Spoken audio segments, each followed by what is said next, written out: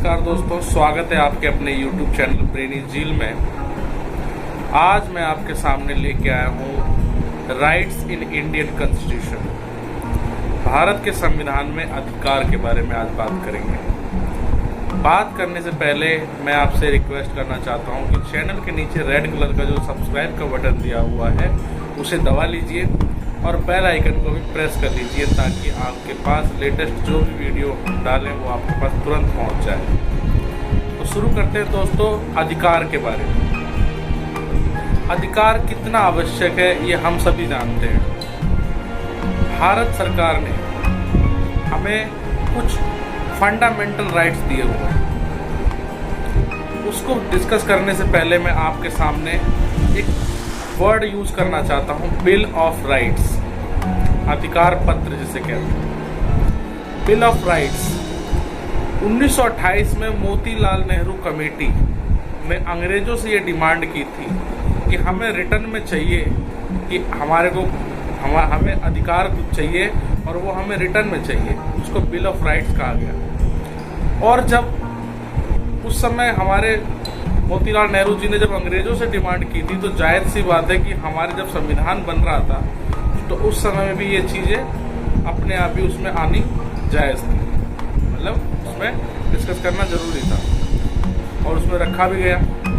तो bill of rights होता क्या है? बिल ऑफ राइट्स मतलब कि एक तरह से अधिकारों की गारंटी।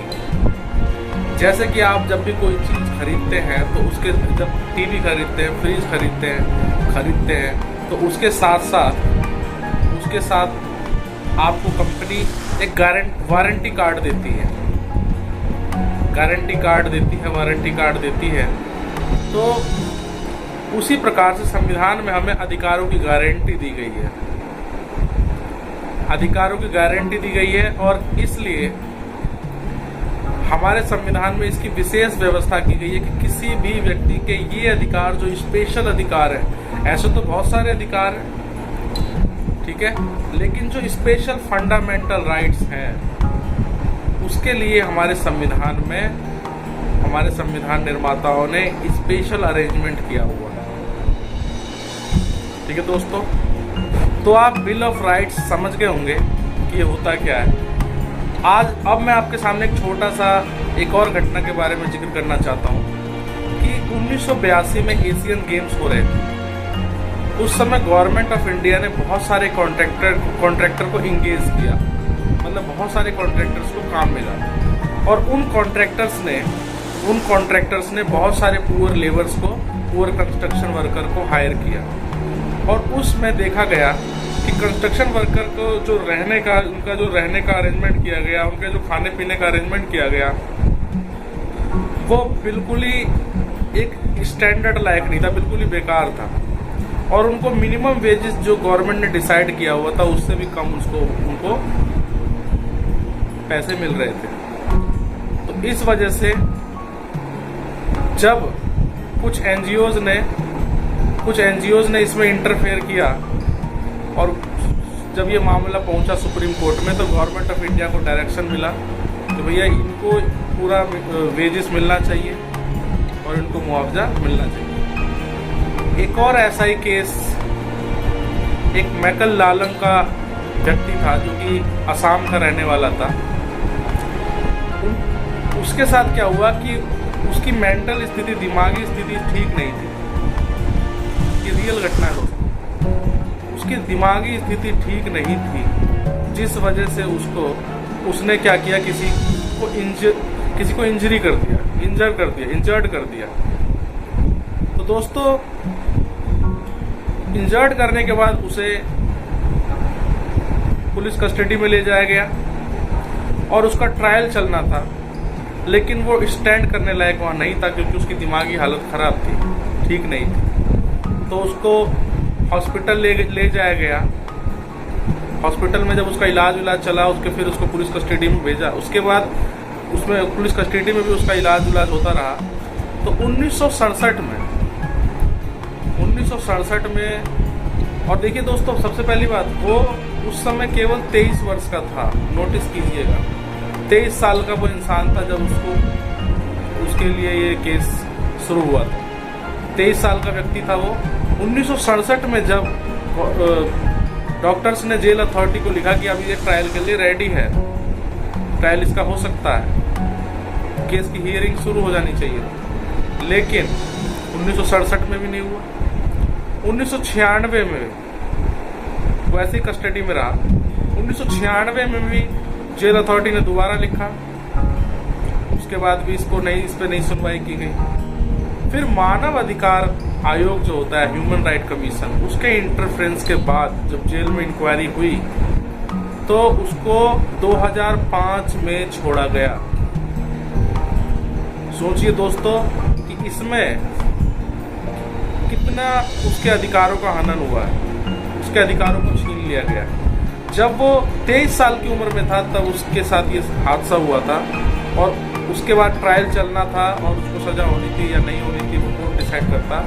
लेकिन 2005 में जब वो रिलीज हुआ तो उसकी उम्र 77 ईयर हो चुकी थी, 77 साल हो गए थे और उसने बिना किसी सजा के 54 साल काट दिए थे। सोचिए दोस्तों कितनी दुखद घटना है। अब यानी कि अधिकार जब हमें मिल जाते हैं, लेकिन जब उसका जब प्रोटेक्शन ही नहीं होगा तो उन अधिकारों का क्या फायदा होगा। तो जरूरी यह है कि अधिकारों की हमें गारंटी तो मिल रही है, लेकिन हमें प्रोटेक्शन भी जरूरी है। अगर वो व्यक्ति रिच होता, अमीर होता, तो क्या उसके साथ ऐसा होता?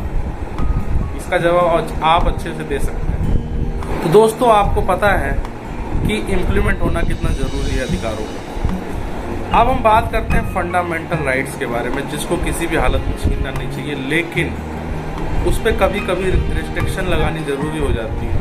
जैसे जब कभी कभार कुछ ऐसी सिचुएशन आ जाती है जिसमें कि उस अधिकार को आपको कुछ समय के लिए छोड़ना पड़ता है। स्टार्ट करते हैं फंडामेंटल राइट्स में। एक राइट है right to equality. Right to equality है जो 14 से लेकर के 18 नंबर आर्टिकल तक इसके बारे में दिया हुआ है।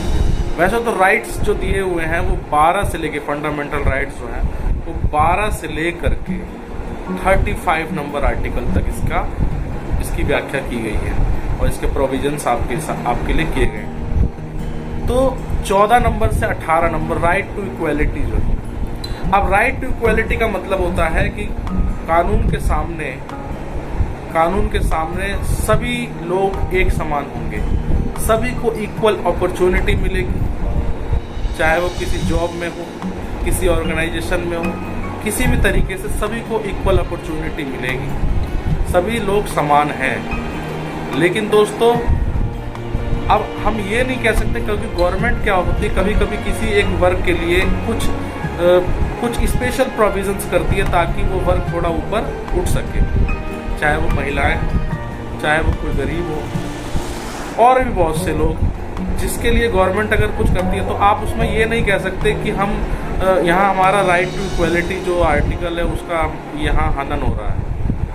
क्योंकि गवर्नमेंट इसके लिए भी प्रोविजन किया हुआ, आर्टिकल नंबर 16 का 4th सेक्शन जो है उसमें लिखा हुआ है कि ये अगर अब गवर्नमेंट कुछ ऐसा प्रोविजन करती है, मान लीजिए रिजर्वेशन का ये क्राइटेरिया होता है, उसमें किसी को स्पेशल कुछ कंडीशंस दे दी जाती है कि आपको इसमें छूट है जो भी है, तो इसके लिए आर्टिकल नंबर 16 का सेक्शन नंबर 4 जो है 16(4) उसमें ये प्रोविजन किया गया है कि ये आपके राइट टू इक्वलिटी का हनन नहीं होगा।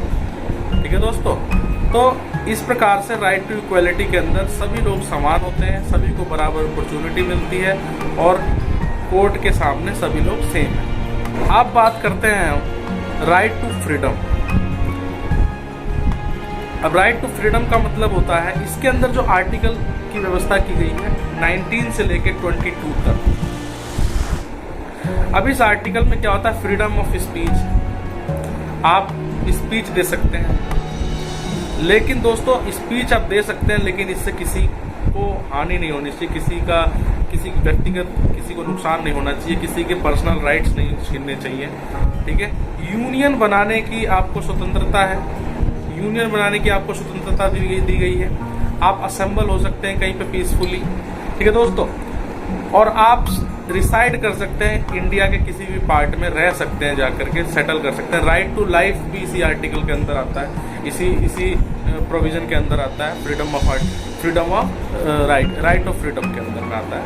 तो राइट ऑफ लाइफ, जीवन जीने का अधिकार। और दोस्तों राइट टू एजुकेशन भी इसी के अंदर आता है, राइट ऑफ फ्रीडम के अंदर। तो राइट ऑफ एजुकेशन का मतलब सभी को शिक्षा पाने का अधिकार है, और 6 वर्ष से लेकर 14 वर्ष तक के बच्चों को फ्री शिक्षा दी जाएगी, ये भी इसी के अंदर प्रोवाइड किया गया है। और 14 वर्ष से नीचे के बच्चों को किसी भी ऐसे कारखाने में ना काम करवाया जाए जिससे कि उसकी ज़िंदगी को खतरा हो सके, ये भी इसी के अंदर है। इसके खिलाफ कानूनी कार्रवाई हो सकती है। अब बात करते हैं राइट अगेंस्ट एक्सप्लॉयटेशन, शोषण के विरुद्ध अधिकार जो है, ये आर्टिकल नंबर 23 और 24 में इसकी व्याख्या की गई है, जिसमें कि आप जैसे कि देखते हैं कि फोर्स्ड लेबर होता है। फोर्स्ड लेबर के अंदर क्या होता है, किसी से ऐसे जबरदस्ती काम करवाना, बंधुआ मजदूरी करवाना या फिर कम पेमेंट देना वेजेस से जो कि निर्धारित की गई है। और ह्यूमन बीइंग की ट्रैफिकिंग, इंसानों को खरीदना और बेचना। ठीक है दोस्तों, तो इसके लिए आपके लिए आर्टिकल 23 और 24 की व्यवस्था की गई है। अब बात करते हैं दोस्तों फ्रीडम ऑफ रिलीजन के बारे में, धर्म की स्वतंत्रता। सरकार के लिए धर्म की स्वतंत्रता बहुत ही ज़्यादा इंपॉर्टेंट रखती है, मायने रखती है। हालांकि हमारा देश जो है वो सेक्युलर देश है, धर्मनिरपेक्ष देश है। हमारी गवर्नमेंट ऑफ इंडिया का कोई धर्म नहीं होता है, लेकिन सरकार को ये बहुत ही ज़्यादा ध्यान रखना होता है कि किसी भी धर्म के लोगों को कोई भी आहत ना पहुँचे। इसलिए सरकार ने सभी को किसी भी धर्म की प्रैक्टिस करने की आज़ादी दे रखी है। लेकिन दोस्तों इसके अंदर आप क्या कर सकते हैं, अपने धर्म का प्रचार करने के लिए किसी को जबरदस्ती अपने धर्म में कन्वर्ट नहीं करा सकते। ठीक है दोस्तों, लेकिन दोस्तों क्या होता है कि सरकार धर्म की स्वतंत्रता तो देती है, लेकिन कभी कभी क्या होता है कि कुछ ऐसे रीति रिवाज होते हैं जिससे कि सोशल लाइफ को इफेक्ट पड़ता है बहुत ही ज़्यादा, और जान को भी खतरा होता है। जैसे कि सती प्रथा बंद किया गया पुरानी सरकारों द्वारा, पुरानी गवर्नमेंट्स के द्वारा, और बहुत सारे ऐसे रीति रिवाज जो कि नुकसान पहुंचाते थे।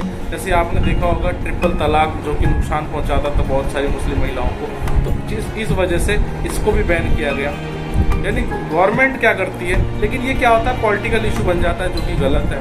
पॉलिटिकल इशू नहीं बनना चाहिए, क्योंकि हमारे धर्म की स्वतंत्रता तो हमें मिलता है, लेकिन धर्म की स्वतंत्रता के साथ साथ सामाजिक दृष्टिकोण से समाज के अंदर उससे कोई नुकसान नहीं होना चाहिए। इसको देखते हुए अगर गवर्नमेंट अगर कोई ऐसा कदम उठाती है तो जायज़ होता है। अब हम बात करते हैं एजुकेशनल एंड कल्चरल राइट्स के बारे में।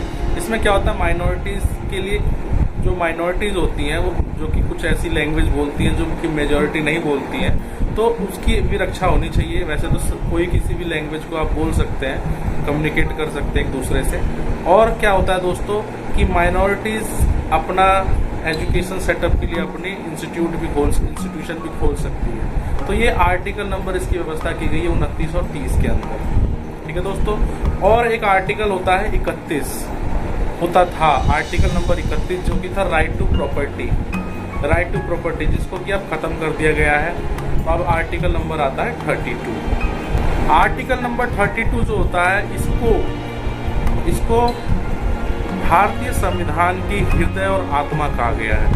भारतीय संविधान की हृदय और आत्मा इसलिए कहा गया है कि ये जितने भी आपके अधिकार हैं, इसका हनन होने के बाद आप सुप्रीम कोर्ट और हाई कोर्ट जा सकते हैं। उसका प्रावधान आर्टिकल नंबर 32 में किया गया है।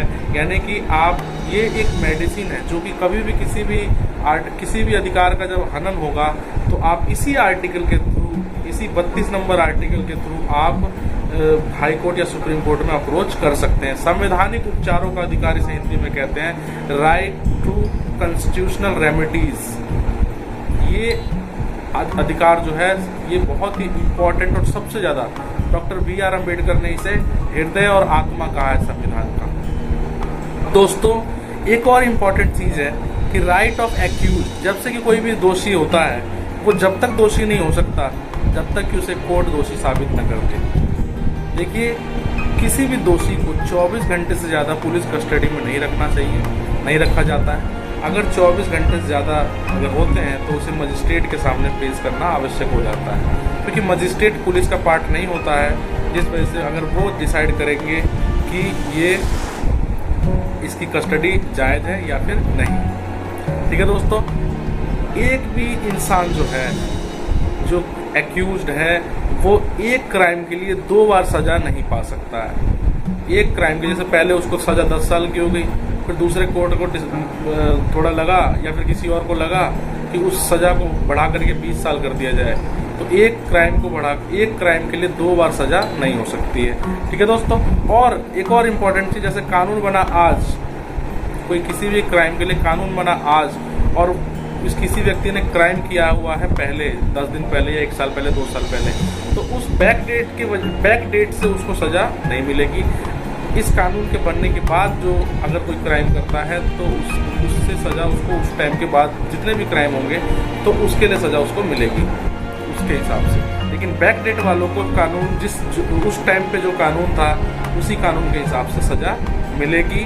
और कोई भी व्यक्ति जो है वो अपने खिलाफ गवाही नहीं दे सकता, अपने लिए गवाही नहीं दे सकता है। ठीक है दोस्तों, मजबूर से कहा नहीं जाएगा जबरदस्ती कि तुम अपने खिलाफ गवाही दो। देखिए दोस्तों, इस प्रकार से टोटल फंडामेंटल राइट जो होते हैं वो टोटल 6 होते हैं। पहला होता है आपका right to equality, right to freedom, दूसरा, फिर तीसरा आर्टिकल राइट अगेंस्ट एक्सप्लॉयटेशन, चौथा आर्टिकल फ्रीडम ऑफ रिलीजन, पांचवा article right of educational and cultural rights, और छठा आर्टिकल जो होता है वो कॉन्स्टिट्यूशनल रेमेडीज के लिए होता है। तो इस प्रकार से ये फंडामेंटल राइट्स जो हैं ये बहुत ही ज़्यादा इंपॉर्टेंट होते हैं। अब जो राइट ऑफ कॉन्स्टिट्यूशनल रेमेडीज यानी संवैधानिक उपचारों का अधिकार है, इसके खिलाफ हम जाते हैं हाई कोर्ट, सुप्रीम कोर्ट, तो वो एक कुछ जारी करती है, रिट्स यानी ऑर्डर जारी करती है। तो मैं आपको बताता हूँ कि वो ऑर्डर कौन से ऑर्डर, किस टाइप के ऑर्डर वो जारी करते हैं। ठीक है दोस्तों, तो एक रिट होता है हबीज कॉर्पस, बंदी प्रत्यक्षीकरण। जब किसी व्यक्ति को इलीगली अरेस्ट कर लिया जाता है और उसको कोर्ट रिट देता है बंदी प्रत्यक्षीकरण का, यानी कि उसको कोर्ट के सामने हाजिर किया जाए, और या फिर वो कोर्ट उसको ऑर्डर दे सकता है कि उसको रिहा कर दिया जाए। अगला है मैंडमस, परामादेश।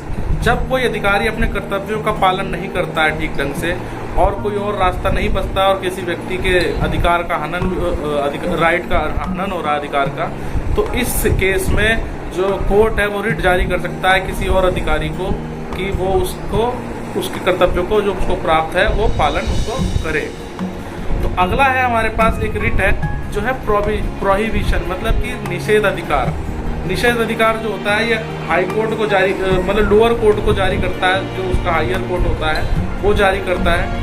जब कोई कोर्ट या न्यायालय जो है अपने अधिकार क्षेत्र से बाहर कोई कार्य करता है तो हायर कोर्ट उसको रिट जारी करता है और उसको ऐसा करने से मना करता है और ट्रांसफर करवाता है अपने यहाँ पे।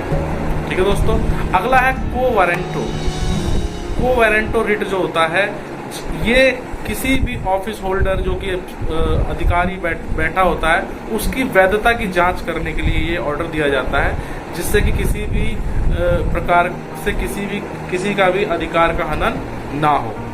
एक होता है सर्टिनरी, ये भी न्यायालय को ही लोअर कोर्ट को जारी किया जाता है। इसमें क्या होता है कि किसी भी कोर्ट में मामले कुछ पेंडिंग में होते हैं और उस पेंडिंग मामले को निपटाने के लिए हायर कोर्ट में ट्रांसफ़र करना होता है, तो इसके लिए रिट जारी किया जाता है। तो दोस्तों, ये वीडियो आपको बहुत अच्छा लगा होगा, मुझे ऐसी उम्मीद है। और अगर आपको ये वीडियो पसंद आता है तो इसे शेयर करें और लाइक करें और सब्सक्राइब ज़रूर करें। Thank you for watching this video.